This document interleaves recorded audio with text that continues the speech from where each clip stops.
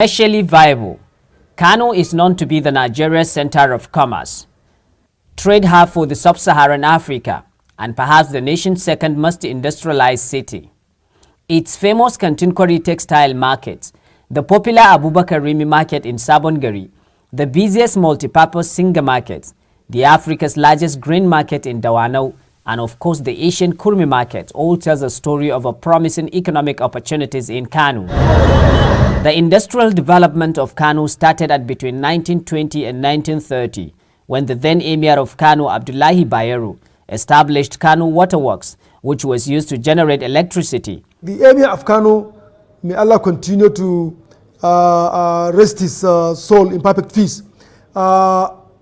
He is the Alpha and Omega, and it's like he bulldozed his way to do that, because the contribution of the colonial masters is only about 20,000 pounds and in kind, by giving, I think, the engineer also, by providing the engineer that supervised the work.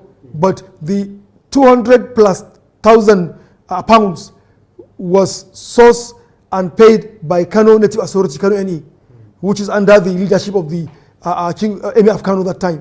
By 1940, real industrialization in Kano began with the establishment of mainly soap and some few confectionery factories. But the state witnessed its industrial boom following the federal government import substitution policy of 1970, during which Bompai and subsequently Chalawa and Sharada industrial estate were established, with over 500 industries and factories functioning then in full capacity. By mid-80s to early 90s, based on membership of manufacturers in Nigeria and non-members of MAN, there were about 500 industries in Kano in between that time. But the MAN members are 200 and something, and non-MAN members are almost 200 and something. So making about 500 as at that time, which shows the highest number of industries in Kano.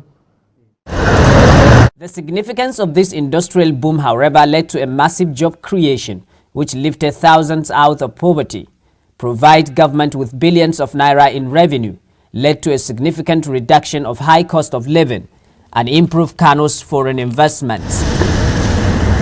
Unfortunately, from early 90s to date, things seem to have fallen apart for Kano, with a little below 150 industries operating far below the factory's capacity at between 20 to 30%.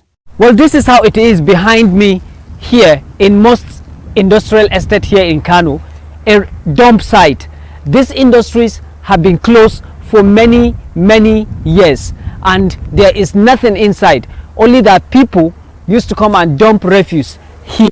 And this is happening in almost all parts of Kano's industrial estate of Sharada, Chalawa and Bompai industrial estates.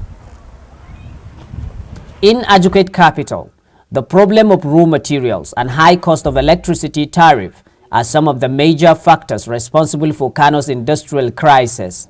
As of today, the cost of electricity in Kano is about 72 naira per kilowatt hour, while that of Lagos and Ogun axis is about from 40 to 50 something naira.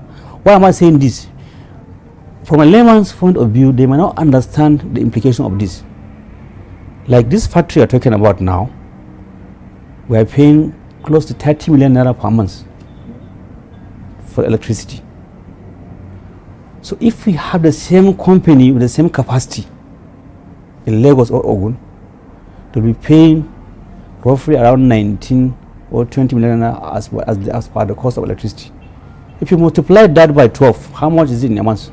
Despite this disturbing status of Kano's industrial sector, few industries are managing to keep body and souls together.